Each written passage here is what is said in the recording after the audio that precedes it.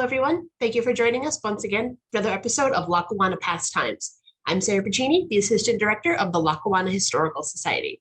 Today, we're joined by our friend and local author, Gary Ryman. Gary has received a bachelor's degree in fire science from the University of Maryland and also has a master's degree in American history. He'll be here today talking about his most recent project, the result of 10 years of research about Pennsylvania Governor Gifford Pinchot. Pinchot is a native to our area who we kind of overlook and don't talk about much. So we're excited to welcome Gary to share the findings of his research for a new book that was just published in the fall of 2022. I'll turn the program over now to Gary. Well, thanks, Sarah. It's great to see everybody here today. I'm sure there's probably a lot you could be doing instead of this, so it's very much appreciated that you're keeping us company here this afternoon. One minor correction: it was one memoir and two novels. After the memoir, I just started to make stories up, so that worked out a little bit better. But yes, Gifford came out in the fall of last year, and it was a lot of fun to work on, about 10, 11 years. And it was, I was very happy and that I had great editing help from someone on this screen who was waving. And it just worked out quite well. So with that, I don't know, do you want to try to share that program? All right. So the majority of biographers have concentrated on Gifford's time as a forester and in conservation. I decided to look more closely at his two terms as governor and his time in politics, which really encompassed almost a quarter century. He was governor of Pennsylvania from 1923 to 1927, and then again from 1931 to 35. Back then, with the pre-Shap Constitution, governors were not allowed to succeed themselves. The other thing that I looked at, and we'll talk about a little bit during the course of this, was his presidential aspirations, which were quite strong, but obviously never fulfilled. Okay, next slide. Gifford was born on August 11th, 1865. The family came from France, and he had a silver spoon childhood. A lot of homeschooling, a lot of travel, summering at very, very expensive places. He attended Phillips Exeter Academy and then ultimately Yale. After his time at Yale, it was suggested to him, particularly by his father, that it would be a great idea to go to Europe and study forestry. There was no formal training in that really in the United States at that particular time. Cornelia, his wife, and Gifford didn't get married until Gifford was quite a bit older, I guess you would say. I don't consider it old today, but it was old back then to get married. Gifford was 49 when they finally tied the knot. So Gifford took over the Forest Service and worked very closely with Teddy Roosevelt as far as his conservation efforts there. When he took it over, he had a budget of $28,000. Before he was fired by Taft for insubordination, the budget had increased to $4 million. He hosted the Yale Forestry School, or what became the Yale Forestry School, at Great Towers for years as a way of giving back and increasing the number of foresters in the country. We can't really talk about Gifford without really delving a little bit into what is described as the Ballinger controversy. Gifford received reports that Ballinger had wrongly participated in some land deals in Alaska, coal-rich lands, and he tried to investigate this, and uh, the accusations were not really strong, but there was already bad blood between Gifford and Ballinger. Well, as Ballinger believed that Gifford and Teddy Roosevelt had overstepped their bounds uh, as far as the legal proprieties related to conservation. Ballinger really wasn't anti-conservation. He certainly was not as anti-conservation as Gifford tried to make him out. Um, and neither was Taft, but there was a strong difference of opinion as far as how to go about that type of work. Taft reviewed the allegations and ultimately agreed that Ballinger hadn't really done anything wrong. So Gifford took his complaints to Congress, who held hearings, and that was kind of the line, the last straw uh, for Taft, who ultimately fired him after that, after he had told him to, kind of let it go. Congress too exonerated Ballinger, but Gifford argued his whole life that Ballinger had basically been crooked in improperly was receiving benefits from these land deals. Gifford ultimately convinced Theodore Roosevelt that Taft was anti-conservation, which again he was not. And then a lot of that led to Teddy's return to this country, where he ran against Taft and sealed his defeat. Gifford's first run for office was in 1914. He ran against a gentleman, and that's a gross exaggeration, by the name of Boyce Penrose for the Senate seat from Pennsylvania. Penrose was, to put it nicely, really a pig of a man. He was known to regularly patronize prostitutes. When he ate in a restaurant, the restaurant owners would erect screens around where he was dining because his eating habits were so incredibly slovenly that the other diners were basically offended to be eating in his presence. But Boyce Penrose was incredibly powerful, and he was at that point in time where kind of all the machines came together. He oversaw and had very broad power throughout the state. So Gifford lost that election, but he did better than a lot of the other progressives of that era that were running for office. So, he was making a little bit of a name for himself in that regard.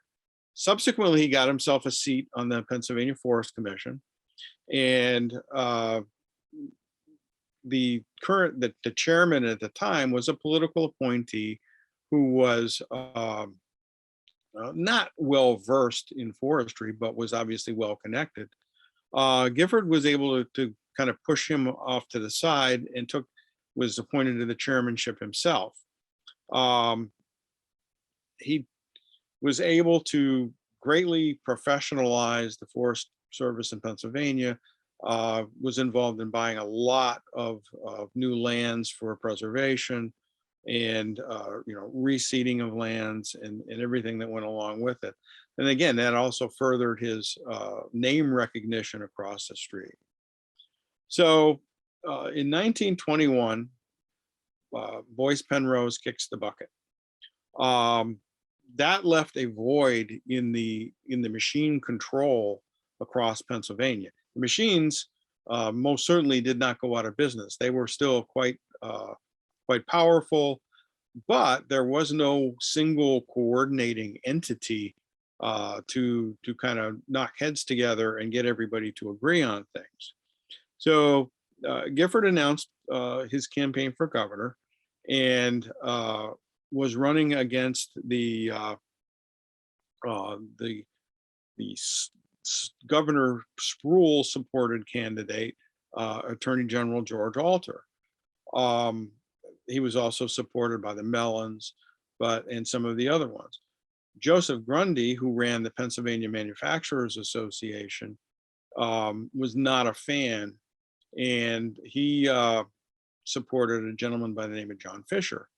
So it was, with the three of them in the race, it was a little bit up for grabs at that point in time.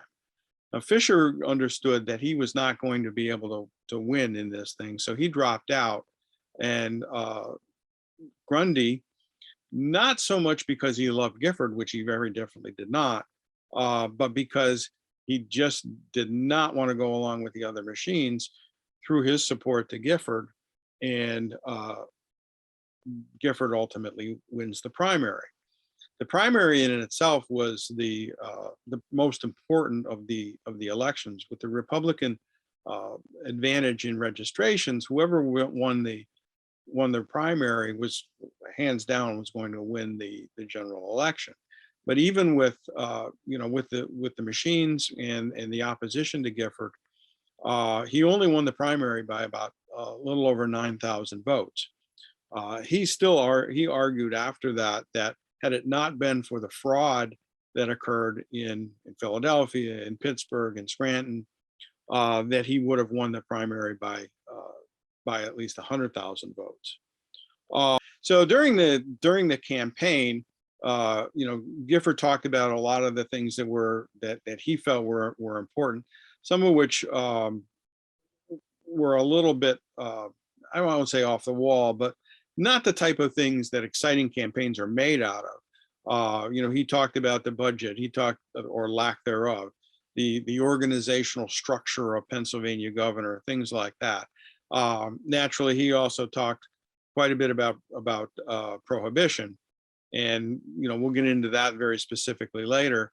But he was asked by the powers that be to kind of tone down the prohibition talk, and that didn't go over well. He was not the type to tone down anything that he felt strongly about like that. So when the general election did occur, he was up against Democrat John McSparran, who he's actually friends with, and Gifford won by about 250,000 votes. So then he takes office. His first term was certainly full of important things, and he was quite busy, especially right in the beginning, where he had already laid a lot of the groundwork to establish the first true balanced state budget. He had put together a committee supported by some very smart people from the Wharton School, and determined that Pennsylvania had a deficit at that time of roughly $30 million.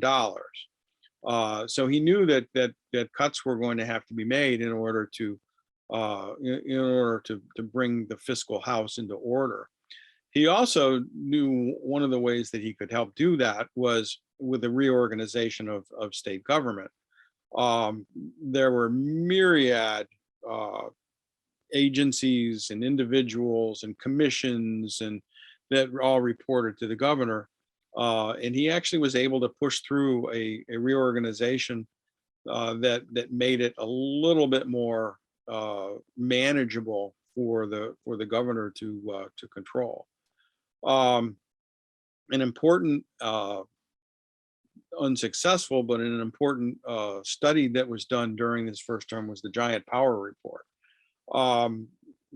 Gifford had major heartburn with the utilities throughout Pennsylvania, and they with him. One of the things that the Giant Power Report looked at doing, and it kind of shows how ahead of his time that he was to separate the power generation from the power transmission side of the utilities, and then help manage the costs and further extend the power supplies to the rural areas. That wasn't successful during his first term, but he certainly drew a lot of attention to the issue.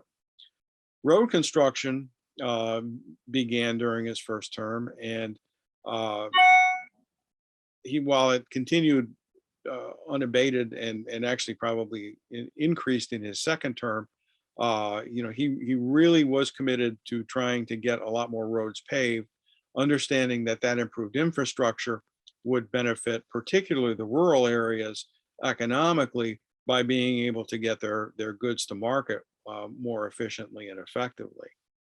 And at the end of his first term, there was an unsuccessful run for the Senate, uh, which he had some interesting uh, opposition to, and wasn't his first Senate campaign, or wasn't his last Senate campaign either. So, okay. So he ended the first term with a fairly nasty speech to the legislature. Actually, about 5 minutes of it was, and then proceeded off into what they thought was going to be Never Never Land. He wrote at the conclusion of his first term. He wrote a book. It was never published, and it related to not just the standard political type of memoir where my administration was great, we did this, we did that, we did the other thing. That was all in there, but this was much more of a manifesto regarding what he believed was the systemic corruption, not just of Pennsylvania, but of the country as a whole, related to the party machines and the monopolies and the big business owners that were pulling the strings of the politicians as well. When I did some of my initial research, I had found that this particular manuscript wasn't really referenced by many of his biographers. I found one footnote in one of the early works.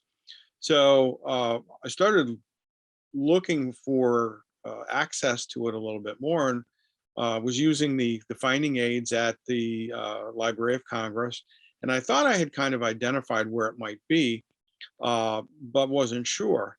And unfortunately, this was also smack dab in the midst of COVID. So I sent an email to one of the research librarians and asked for their input. And a week or two later, they got back to me. They were working from home at the time too. And the gentleman was exceptionally helpful. And he thought that, I might be on the right track. But they weren't going to be able to get it for a while until they could get back into the building. So some time goes on, and I continue to work on other aspects of it. But around 6 months later, he emailed me and said they were going to be able to get back in, and he was going to have some of those boxes pulled so he could look for me. So he did, and he was able to find 3 chapters. So we went back and forth a couple of times, and I said, well, if that's all there is, that's all there is. But I was pretty sure that the entire book existed. And he said, well, maybe you're right. Let me do a little bit more digging. And about 2 weeks later, he emailed me again and said, yep, you were right. I found it. At that point, it was 3 full notebooks in a couple of boxes down there. And and then I had to figure out, all right, how am I going to get to see all this? It was 900 pages. So they were still not open to the public, and I explored getting the manuscript copied.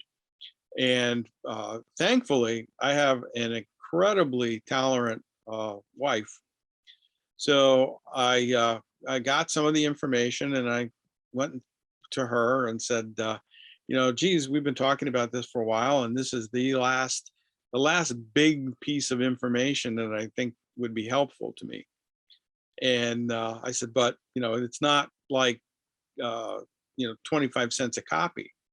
These things have to be scanned because this paper is just so delicate. And she said, well, what's it going to cost? And I said, $1 a page. And without any hesitation whatsoever, she said, do it. So put the order in and got all the materials. And I have copies of this everywhere on every computer I own, multiple thumb drives, a hard copy. This is the most expensive book I own at this point. So it was extremely useful in really fleshing out a lot of detail. So with that, one of the things that we do know about it is Gifford did try to get it published. He submitted it to 7 different publishers, and every one of them rejected it. A couple different reasons, I believe, for that. Number one, it was not remotely in publication ready state. To say that the writing was terrible would be kind. It was going to need a lot of work to get ready for that, but I don't think that was the most important reason. The material that is included in this is absolutely brutal to a large number of very, very powerful, very prominent men in government, in industry, not only in Pennsylvania, but across the country. The major publishing houses of the day, those men were not inconsequential either. And I don't think, and this is my theory, but I don't think they really wanted to put their imprint on a book that was so brutally honest and make such accusations of corruption and crookedness and against these people that they like to go to dinner with and have a cocktail with occasionally. So just put it aside, and like I said, it hasn't been used much since. The other thing he did in the middle years was take a little trip. Pinchot was an avid fanboy of Theodore Roosevelt, totally enamored by almost everything that Teddy did, and one of the things that he wanted to emulate was some of the trips that Roosevelt had taken. So he bought a large yacht, and he renamed it the Mary Pinchot after his mom, and they took off across the South Seas. And it wasn't just Gifford and Cornelia and their son young Gifford. He had 25 people on this ship, and other than the family and the crew, all the rest of them were scientists. He wanted to, similar to Roosevelt, use this type of thing to contribute back to learning and the scientific knowledge of the day. Cornelia was the only woman, and it was a 7-month journey. They went to Galapagos, to Tahiti, and a bunch of other islands I can't even begin to pronounce. 2 new species of fishes were discovered during the trip, which were named for Gifford and Cornelia. And there's actually still items from this trip on display at Gray Towers.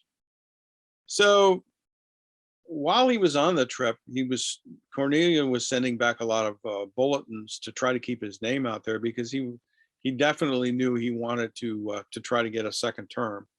And it was another one of those situations where he was in the right place at the right time. The machines could not agree, and he threaded the needle and was able to get the nomination because of the lack of the ability for them to coalesce.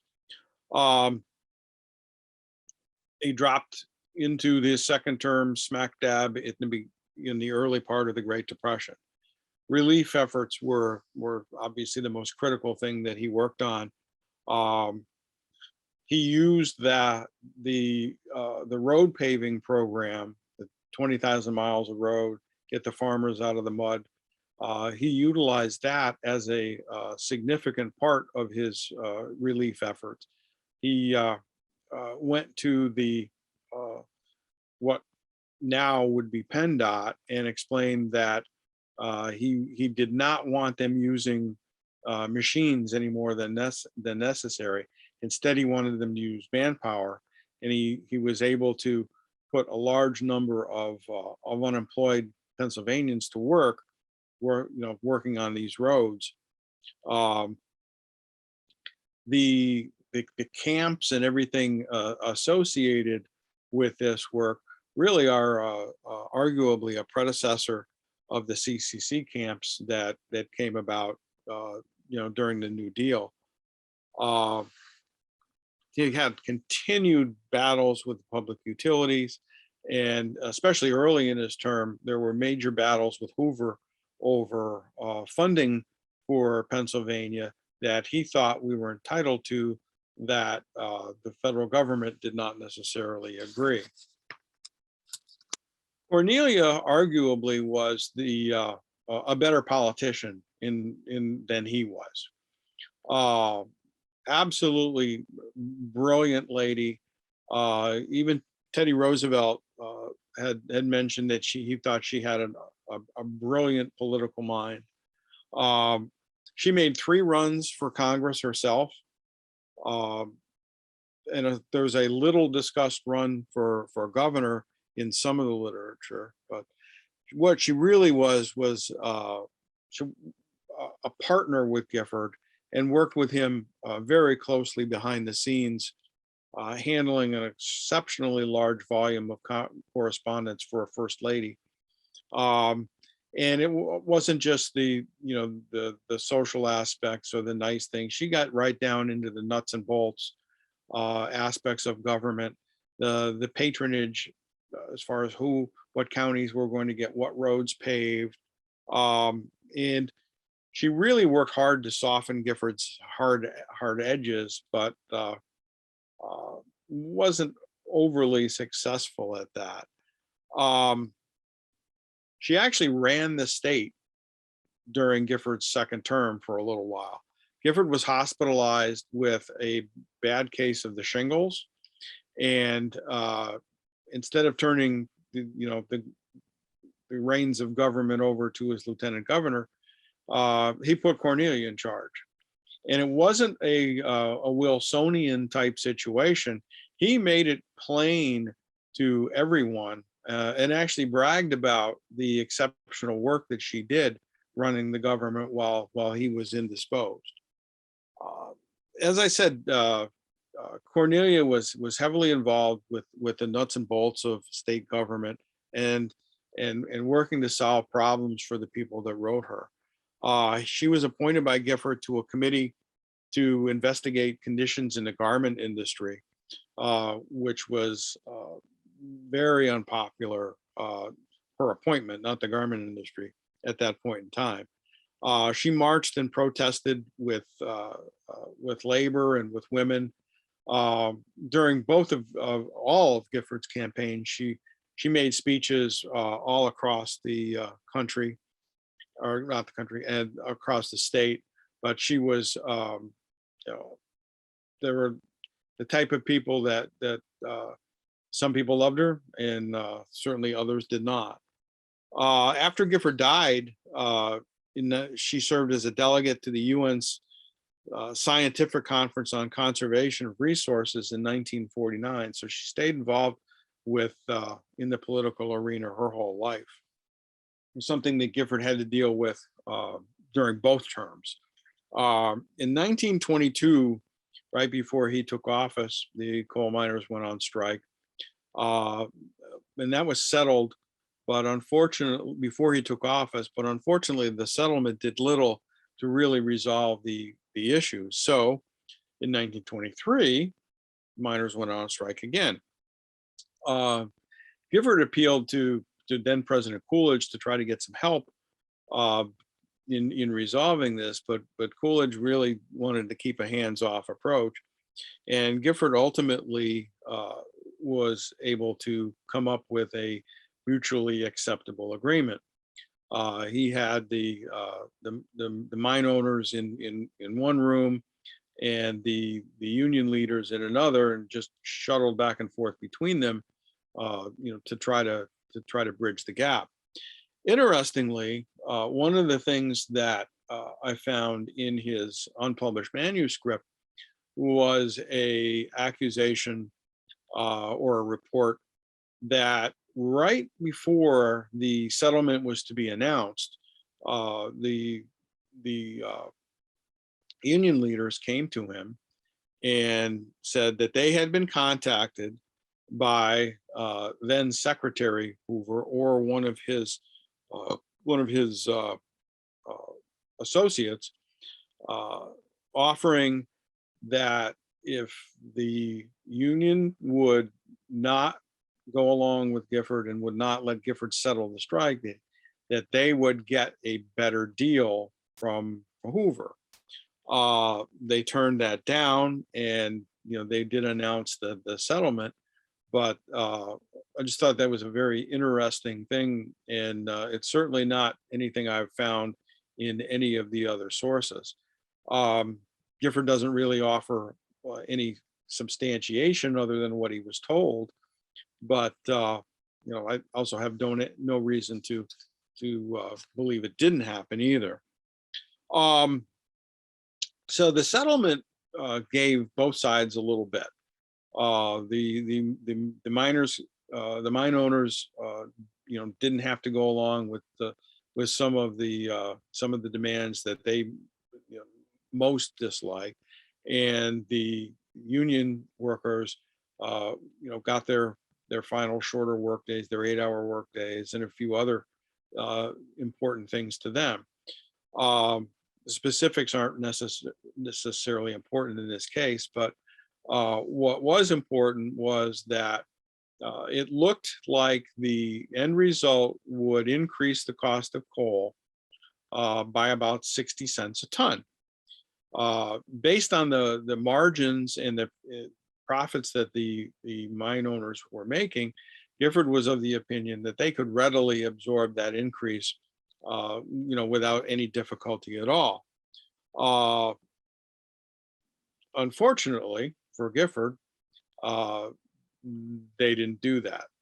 He was acclaimed when the deal was announced, and there were all kinds of folks talking about, maybe you can be a presidential candidate. Lots of his popularity was sky high. And as soon as the mine owners passed the full cost of the increase along to the consumers, and it wasn't just the full cost. In some cases, it was up to $1 a ton that they increased it. His popularity plummeted, and all talk of the presidential nomination ceased at that point. Coolidge pretty much outmaneuvered him politically in this particular situation, and all of the blame accrued to Gifford for all these price increases. And this was not just in Pennsylvania; it was for all of the anthracite consuming states that were using Pennsylvania coal. In 1925, there was another strike, almost as bad, or in some cases, at the end, it was starting to get economically damaging. Gifford really tried to keep a hands-off approach at that point until it really did start to get serious with regards to coming into the winter and the lack of coal availability for heating. But he didn't want to get burned twice with this situation. So it was a lose-lose situation for him in that particular strike. But he ultimately was able to get involved and get another settlement. His union support through his 2 terms wavered. When I say union support, I mean union leadership. When they thought he was strongly supporting what they wanted, they were all for him. But in situations where he tried to strike compromises, some of that support wavered. What never wavered, though, was the support that he got from the rank and file members. He remained popular with them throughout both of his terms. Violence and disputes, during these times were very common, and again, that this continued throughout both terms. The industrial police, they were strike breakers. They weren't peacekeepers, and finally, to try to address some of that, in 1931, June of 1931, Gifford revoked all of the little over 1,000 commissions for them. So the workaround that the mine companies developed was by using deputy sheriffs with special commissions. Senator Musmano at the time introduced a bill that would have ended that practice, but it died in the legislature. And Gifford finally refused any new police commissions, which eliminated even the special deputies. But this all, certainly took some time out of. Didn't happen overnight by any stretch. Okay. Prohibition and Pinchot were synonymous. Within 20 months of prohibition being adopted, bootlegging was a billion-dollar business. I can't even begin to imagine what those dollars would be today. Gifford was frustrated by both the federal and state lack of assistance in enforcement, and pretty much had to go it alone, or with some financial help from the ladies' temperance groups. Even at home, though, there was a little bit of lack of support for prohibition. Right next to Gray Towers was his brother Amos's home, and guests at Gray Towers knew that if they had the desire to wet their whistle a little bit, all they had to do was go over to Amos's house, and they could have a cocktail there. And even Cornelia was known to imbibe on occasion. So it was not a completely dry household. Okay. This is Sarah's favorite gentleman in the whole story, General Smedley Darlington Butler. Butler was a major ally of Pinchot, particularly in the fight against bootleggers in Philadelphia. He was given a leave of absence from the military and became the director of public safety, and was a controversial figure both then and after. He ran for a Senate seat in 1932 and received Gifford's support. While the director of public safety, he wanted his police officers to be more forceful. He made a statement that he would promote the first officer to kill a bandit. He said, quote, "I don't believe there's a single bandit notch on a policeman's gun in this city. Go out and get some." Not exactly politically correct in this era, but he seemed to be quite the character. Okay. Also during the second term, prohibition is finally repealed. It's very definitely not the ending Gifford would have written, but he was a good soldier and tried to make the best of it. He tried to make the best of it by structuring the availability of liquor in Pennsylvania from a tax standpoint, and the development of the state store system to maintain state control. So if you are a fan, or if you are not a fan of the Pennsylvania state store system, either way, you can either blame or be happy for Gifford. because what we have today is what he put in place back in the 1930s. Very little is known about his lieutenant governors.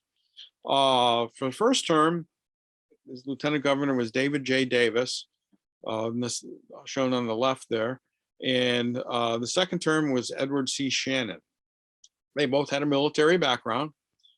Davis actually was from Scranton, and Shannon was from Phoenixville.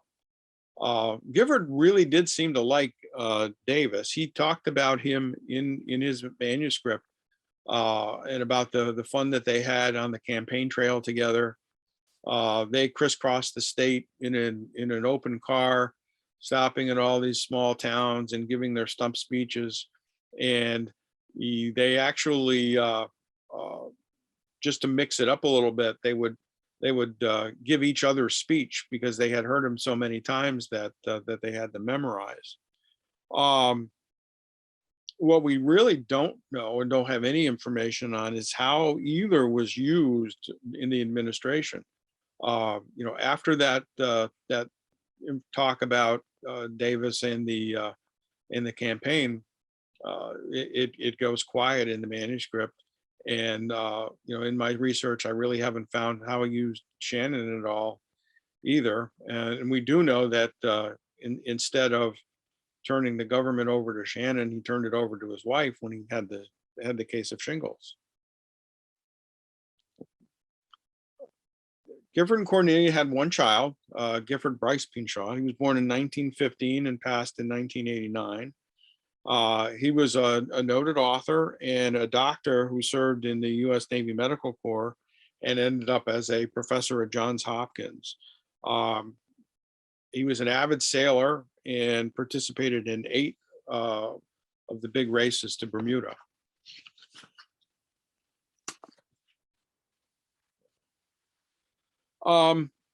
So like we talked about, Gifford did have presidential aspirations. He explored the possibility of running for the presidency multiple times over a quarter century. He gave speeches across the country to try to gauge, what level of support he might have, but never made an actual run for it. One of the other things that he did, which was fascinating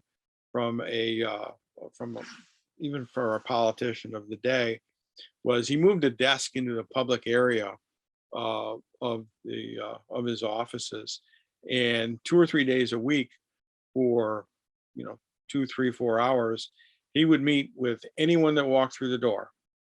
If you had a concern, if you had a question, if you had a complaint, you could walk in and sit down and spend a few minutes with the governor.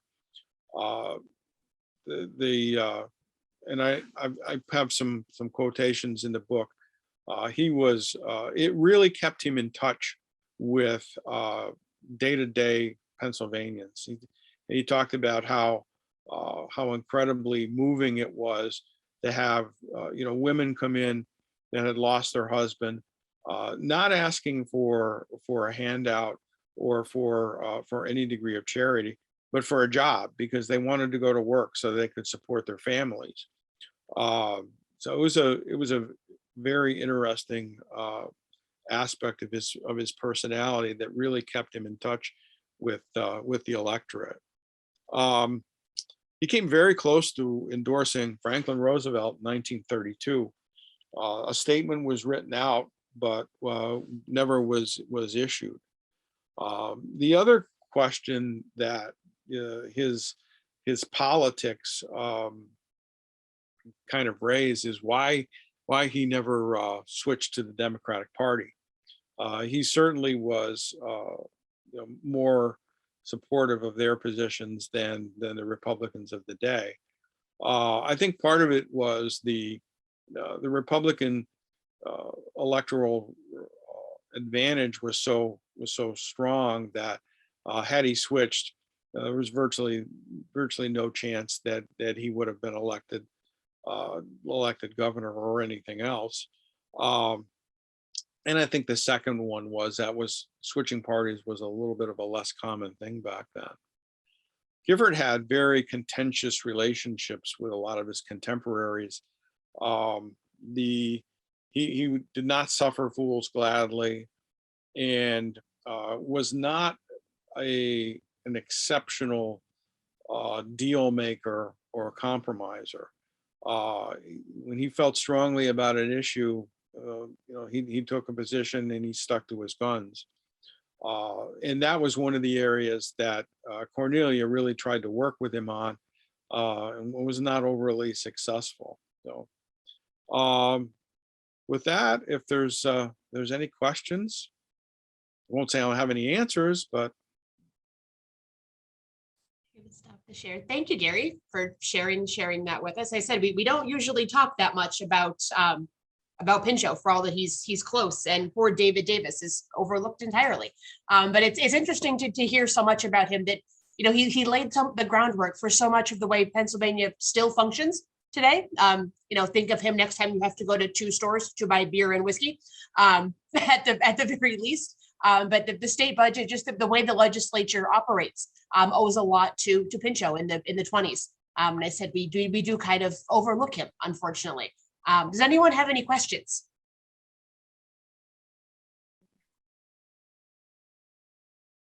Nobody?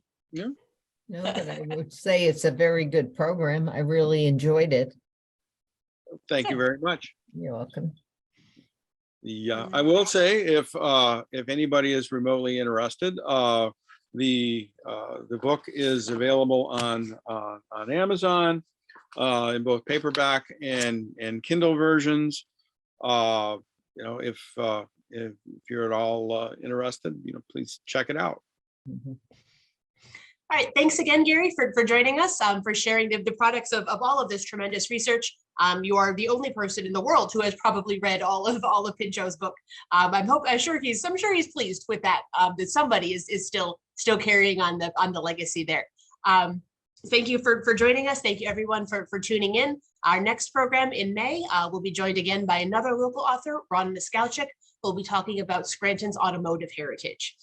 So we'll see you again next time, another episode of Lackawanna Pastimes.